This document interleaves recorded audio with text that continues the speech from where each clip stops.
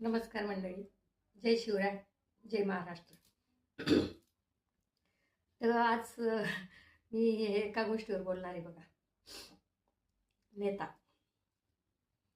आणि तुम्हाला सांगू का, नेत्यांना शिवाय देणं खूप सोपी गोष्ट आहे हो.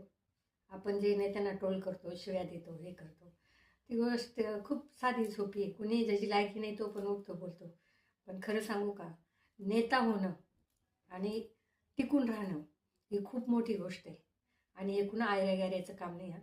त्याच्यासाठी वाघाचं काळीज लागतं. आणि ह्या लोकांचं मला एक विशेष वाटतं, की जेव्हा यांना लोक किती शिव्या देतात, ट्रोल करतात, काय काय द्वेष करतात, तिरस्कार करतात, कुठल्याही खालच्या इतक्या खालच्या पातळीला जाऊन बोलतात, तरी हे लोक हे सगळं सहन करतात आणि तेवढ्याच हसतमुखानं धडाडीनं पुन्हा कार्यरत होतात.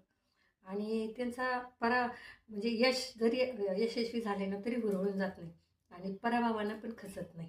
म्हणजे बघा बरं, पराभव झाला तरी नेता कधी रडत बसलेलं पाहिलं का तुम्ही? तरी नेता पुन्हा हसत हसतच जनतेसमोर जातो. दुसऱ्या निवडणुकीला तेवढ्याच धडाडीनं आणि तेवढ्याच उत्साहानं तो परत लोकांमध्ये जातो. आणि दुसरी गोष्ट, ह्या लोकांकडे एनर्जी इतकी प्रचंड असते. मला तर याचं फार विशेष कौतुक वाटतं, की जेव्हा ह्या निवडणुकीच्या कालावधीत बघते मी, की हे लोक सतत दौऱ्यावर आहेत, सतत दौऱ्यावर.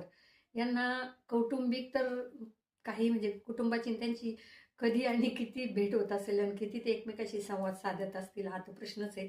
पण हे लोक सकाळी पहाटेपासून जे उठतात, आज इथे सभा, उद्या तिथे सभा, आता इथे इतक्या वाजता तिथं तितकं सतत धावपळ.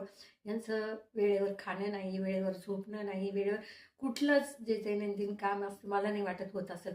कारण त्यांचं इतकं बिझी शेड्यूल आहे, की त्यांना नुसतं धावायचंय, धावायचंय, धावायचं आणि धावतात हो. इतके पायाला भिंगरी लावून पळत असतात हे लोक. तरीही ही लोक थकत नाही. कुठल्याही आज इथं सभा झाली आणि तुम्ही दुसऱ्या ठिकाणी जाऊन बघा सभेला, तेवढ्याच ऊर्जेनं, तेवढ्याच ताकदीनं आणि तेवढ्याच उत्साहात ते लोक तिथे पण भाषण करतात. आणि ह्या गोष्टीचं मला फार कौतुक वाटतं त्यांचं, की अरे ही एनर्जी कुठून आणतात ही लोक, कुठून आणतात? बरं, यांना लोक जेव्हा ट्रोल करतात, हे करतात, किती सहनशक्ती यांच्यात प्रचंड. ते सगळं हसतमुखानं सहन करतात. कुणालाही काही हे करत बसत नाही. आणि जरी पराभूत झाले तरी परत नवीन जोमानं हे करतात, खचत नाही. ही गोष्ट खरंच नेत्यांची मानली पाहिजे.